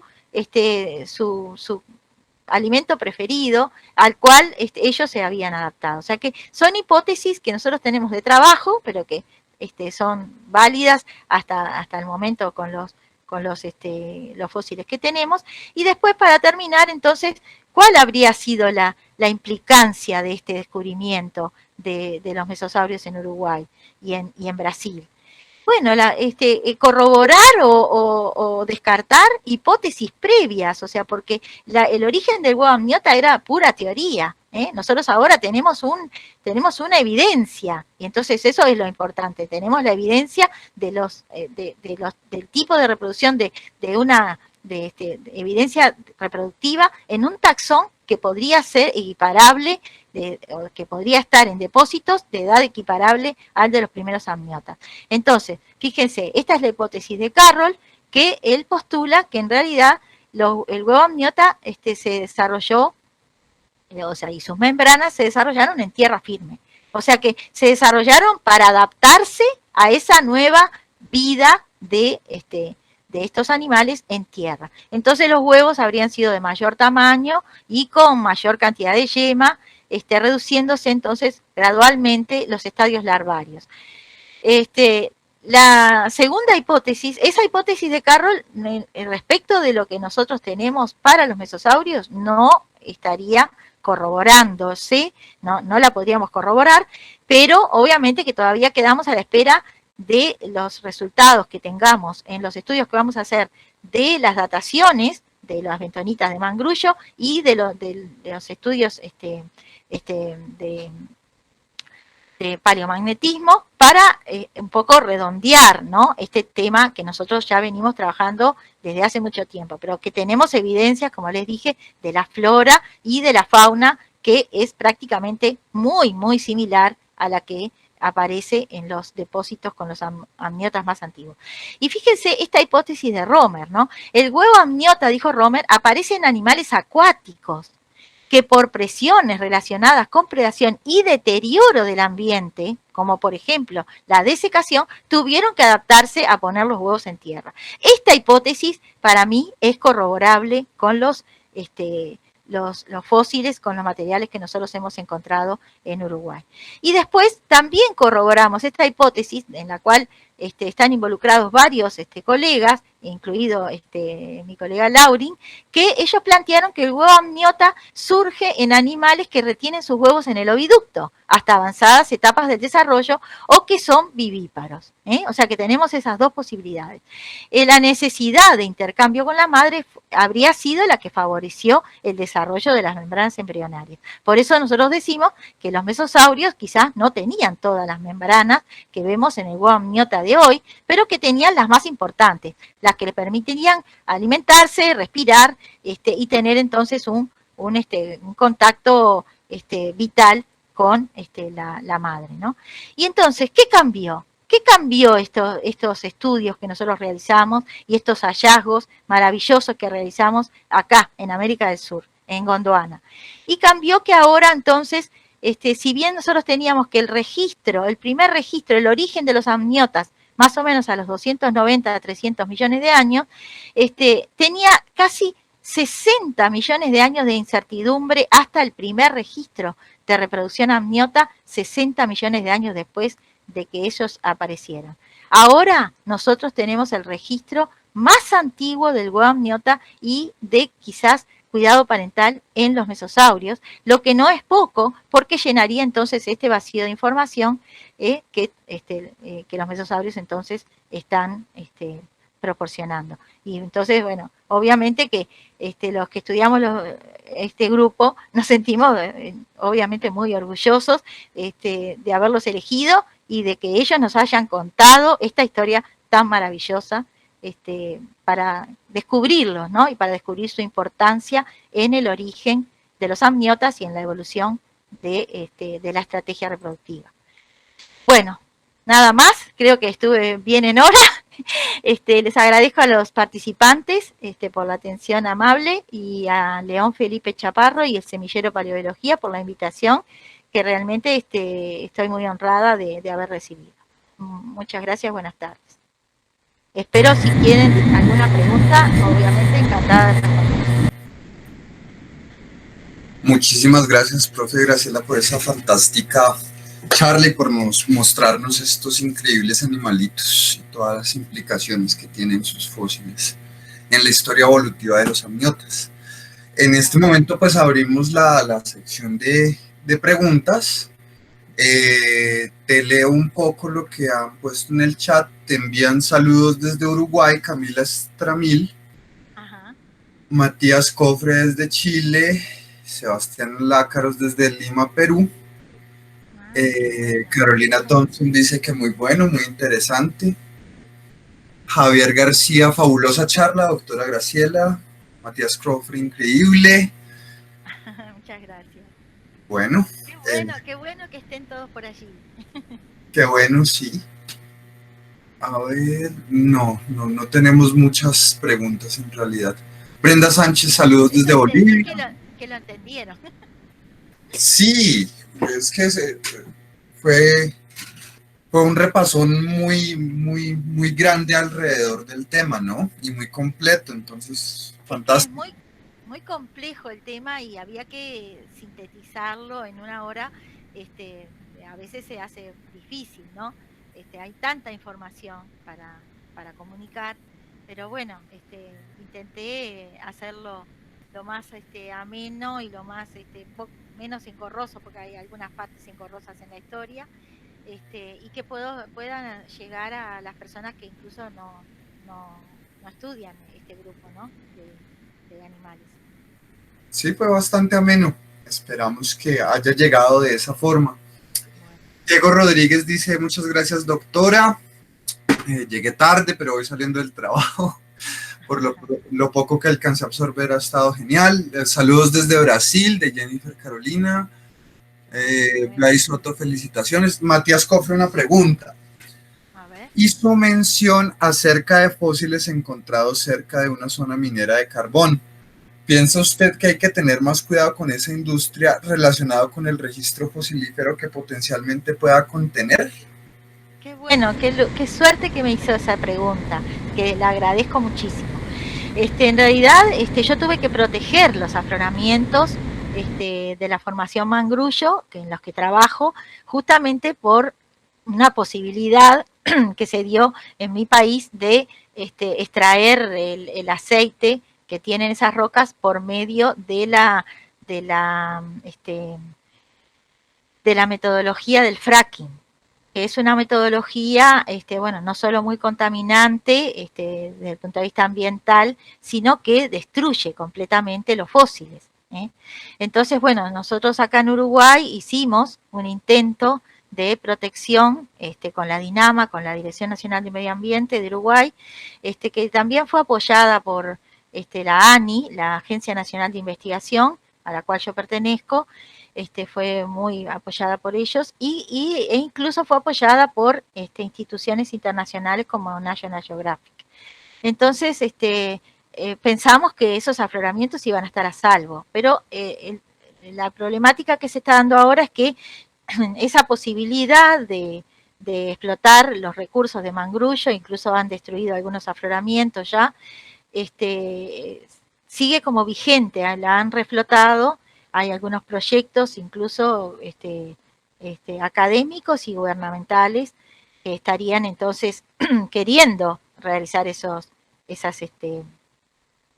explotación de los recursos esquistosos de Mangrullo, porque Mangrullo no es continuamente no tiene esquistos bituminosos, son muy discontinuos, son como parches, y los estudios que se hicieron preliminarmente dijeron que era muy poco redituable, pero bueno, como siempre la historia cambia y la ciencia a veces no es tan importante como el dinero, ¿no? Algo que no debería ser.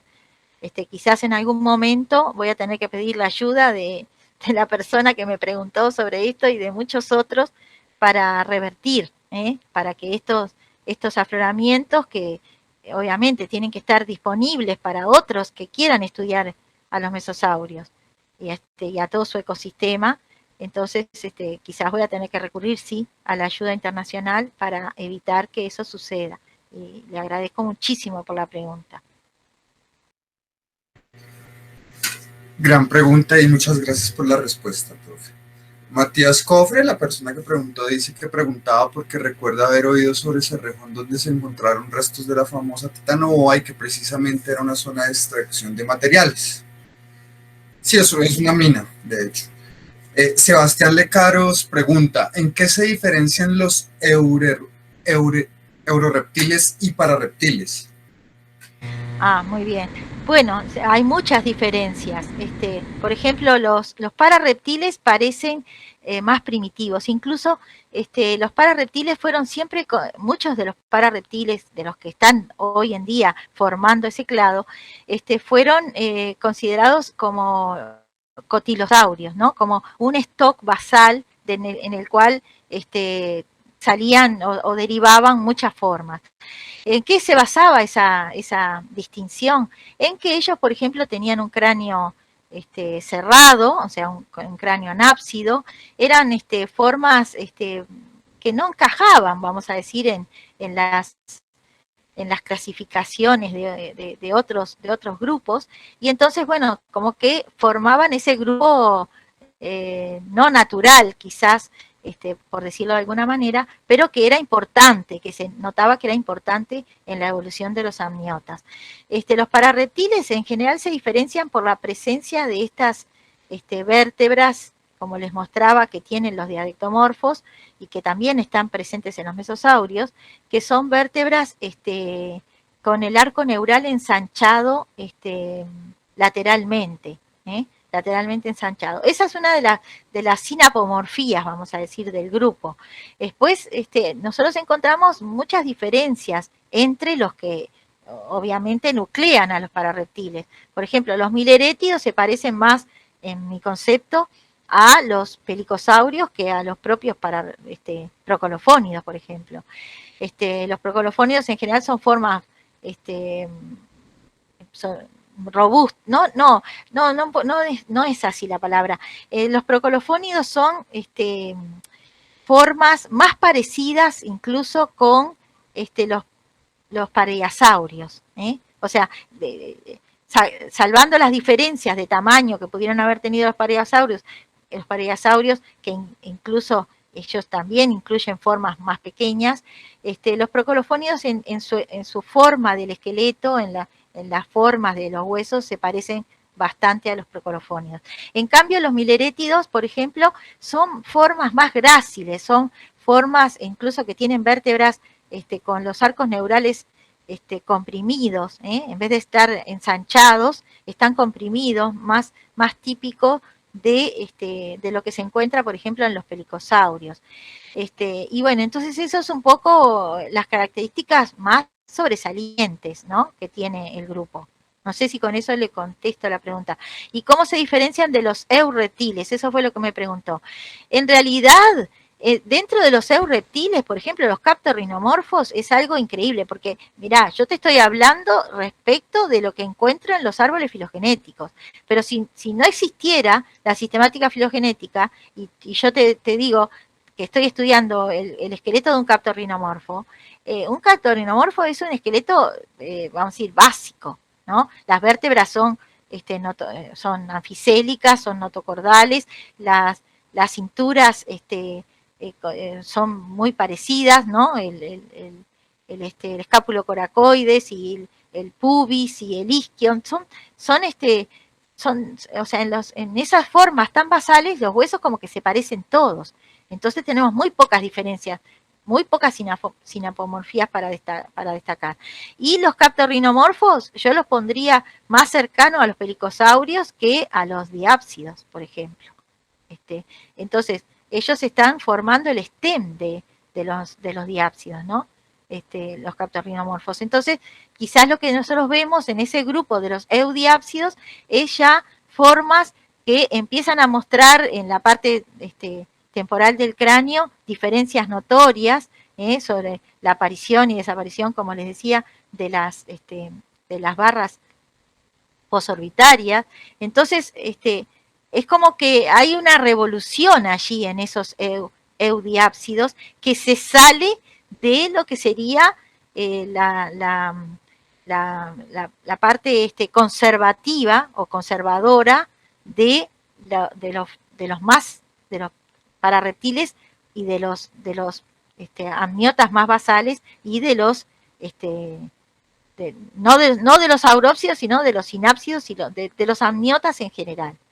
Ya hay como un despegue morfológico de variación en esos eureptiles, ¿no? Respecto ya te digo, del aspecto conservador que tienen los más basales.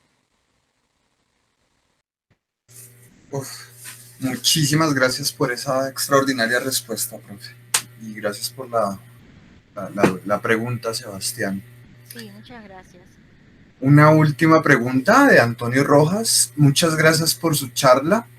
Yo tengo una pregunta. La pregunta es, ¿actualmente existe algún animal que utilice un nicho similar a los mesosaurios? Y otra pregunta, no me quedó claro cuál fue el impulso evolutivo más aceptado hasta ahora para el desarrollo del huevo amniótico. En realidad son dos preguntas. Ajá. Bueno, la primera es interesante porque, por ejemplo, los ecosistemas de hipersalinos, como que les mostré del lago Urmia, ese lago ahora está en fase de desecación, pero cuando el lago estaba en su fase más, más espléndida, vamos a decir, allí venían a aprovecharse, a usufructuar de ese ecosistema hipersalino los flamencos. Los flamencos casi te diría que tienen el mismo rol de los mesosaurios en un ecosistema actual, o por lo menos que fue actual hasta hace poco. Ellos, por ejemplo, venían en la época, colonizaban el lago en la época de la reproducción. Entonces anidaban en el lago y luego alimentaban a sus crías con un crustáceo, que es la Artemia urmiana, y que entonces allí terminaban o comenzaban el ciclo. Después ellos migraban con su familia, vamos a decir, con los juveniles, y volvían al año siguiente a usufructuar de ese ecosistema, ¿no? O sea, que es un ecosistema, como yo les decía, es un ecosistema sencillo pero frágil, frágil, en que todos los integrantes tienen su importancia. Me recuerdo ese ahora por hacerte la pregunta más corta. Y respecto a lo que me dices que no te quedó claro la importancia de los mesosaurios en el origen del huevo amniota, ¿no? ¿Era esa la pregunta? Perdón, que no recuerdo bien. Dice, no me quedó claro cuál fue el impulso evolutivo más aceptado hasta ahora para el desarrollo del huevo amniótico. El impulso, o sea, de las hipótesis que yo presenté.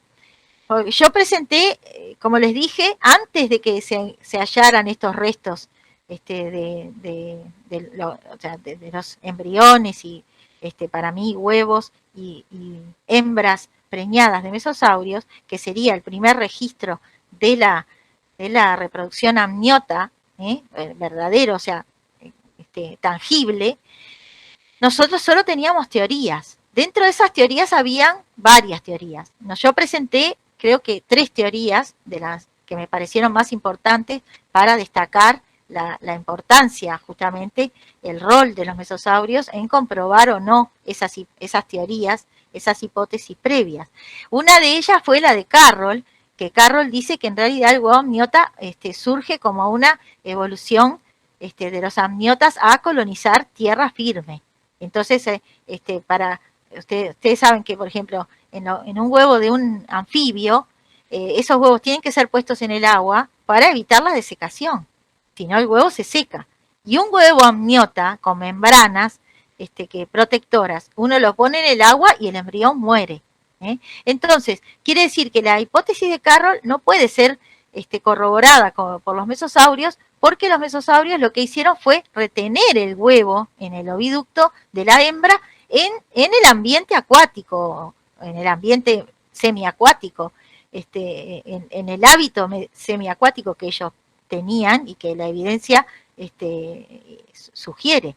Entonces, la hipótesis de Romer me pareció más adecuada, que Romer incluso plantea que no surge ese input del huevo amniota, no surge para salir del agua, sino que surge como protección de la condición en animales acuáticos que tienen que protegerse de condiciones ambientales adversas a su continuidad como especie. Entonces la hipótesis de Romer fue la que yo más resalté, asociada a la hipótesis de Laurin y Lombardi y otros, que sugerían que en realidad ellos hablaban más del surgimiento de las membranas, cómo se habría dado un embrión envuelto en una gelatina a un embrión que está envuelto en esas membranas tan complejas. Bueno, se habría dado porque el huevo tuvo que hacer fue retenido en el oviducto y tuvo que generar una estrategia para seguir vivo, para seguir comunicándose con el medio externo, que era, en este caso, el vientre materno. Y por eso entonces tuvo que elaborar el cuerpo, incluso colaborando el cuerpo de él con el cuerpo de la madre, elaborar esas membranas que permiten que el embrión siga vivo y que pueda alimentarse, pueda defecar y pueda respirar. Entonces, por eso es que yo creo que los mesosaurios nos dan ese input a validar esas dos hipótesis, de que probablemente, porque en paleontología yo no te puedo decir que estoy 100% segura, mañana capaz que cambio de opinión con un nuevo hallazgo, pero lo que hasta ahora yo tengo de información me sugiere que esas hipótesis previas son las que los mesosaurios estarían impulsando con los registros que se han realizado hasta el momento. No sé si quedó clara ahora con mi respuesta, quedó claro tu interrogante. Dice Antonio Rojas, muchas gracias por la respuesta, está muy interesante el tema y me quedó claro ahora. A mí también fue muy completa la respuesta. De hecho, extraordinaria la clase, más que una charla fue una clase, pasamos incluso por diferencias entre los eureptiles, casi no lo puedo decir, y pararreptiles. Y no, genial, profe, agradecerte muchísimo el tiempo dedicado a transmitir tu conocimiento, por estar acá con nosotros. Una de las cosas que la profe no resaltó cuando se presentó es que ella ha recibido muchos premios, pero uno de los que se siente más orgullosa en este momento es uno que acaba de recibir de un colegio. ¿Nos podrías contar brevemente de eso, profe?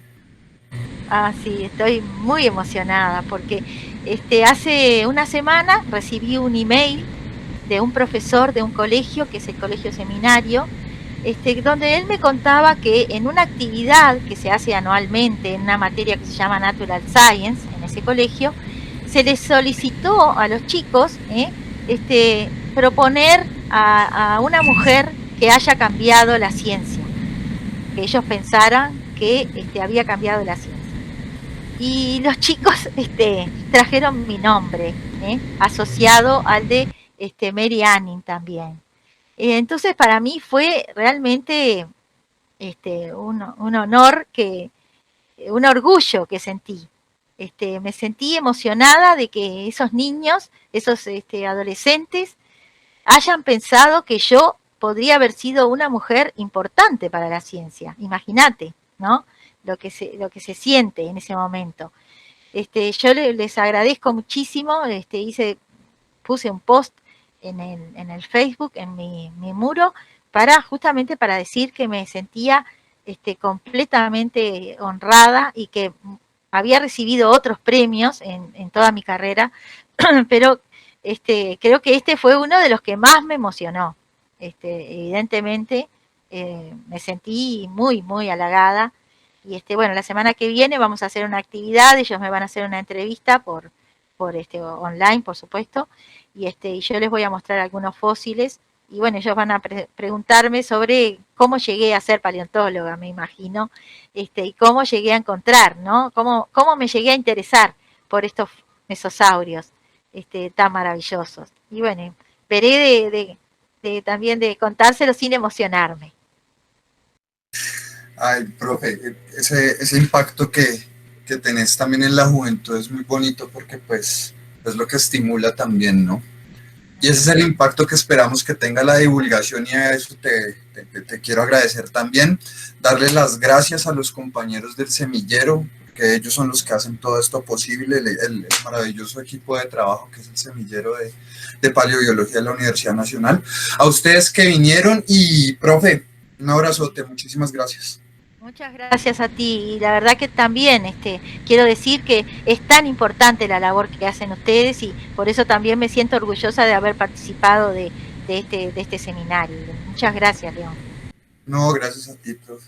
Los esperamos en 8 días para una nueva charla de Hablemos con Paleobiología y nada, no olviden seguirnos por favor en las redes sociales, comentar y ver los demás videos. Espero que estén bien. Hasta luego. Chao, profe. Hasta pronto. Gracias. Chao, chao, chao.